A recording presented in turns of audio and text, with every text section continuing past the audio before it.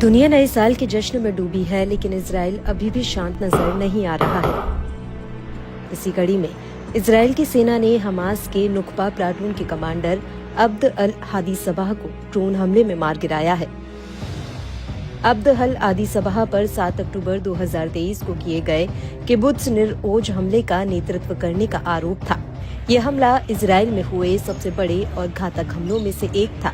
दरअसल news agency ANI ने अपने स्रोतों के हवाले से बताया है कि IDF ने अपने बयान में कहा कि अब्द अल हादी सबाह को दक्षिण गाजा के खान यूनिस इलाके में निशाना बनाया गया।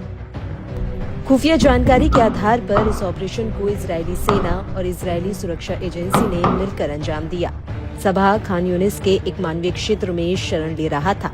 वह हमास के कई आतंकवादी हमलों का मास्टरमाइंड भी था।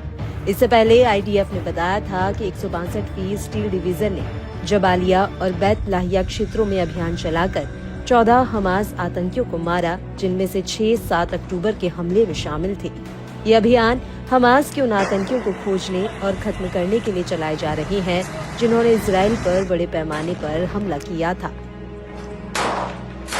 इस बीच इजराइल ने पहली बार स्वीकार किया है कि वह जनवरी 2024 में बेरूत में हमास नेता सालेह अरूरी की हत्या में शामिल था।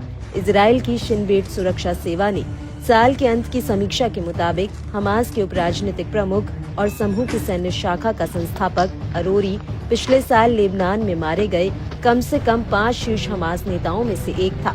IDF ने बताया कि उसने इजराइल के किबुत्ज नीर ओज पर आतंकी हमले का नेतृत्व किया। यहां से दर्जनों लोगों का अपहरण कर उनकी हत्या कर दी गई थी। दरअसल हुआ ये था कि 7 अक्टूबर को हमास ने इजराइल पर बड़ा आतंकवादी हमला किया, जिसमें 1200 से अधिक लोग मारे गए और 250 से ज्यादा बंधक बना लिए गए। अभी भी लगभग 100 बंधक हमास के कब्जे में हैं। इस हमले ने इजराइल को बड़ी सुरक्षा चुनौतियों का सामना करने पर मजबूर कर दिया। इजराइल ने हमास के खिलाफ जवाबी कार्रवाई करते हुए गाजा में कई हमले किए, जिसमें अब तक 45,000 से अधिक लोग मारे जा चुके हैं। इन हमलों से बड़े पैमाने पर मानवीय संकट खड़ा हो गया है और अंतर्राष्ट्रीय स्तर पर संघर्ष विराम की मांगें तेज हो गई हैं।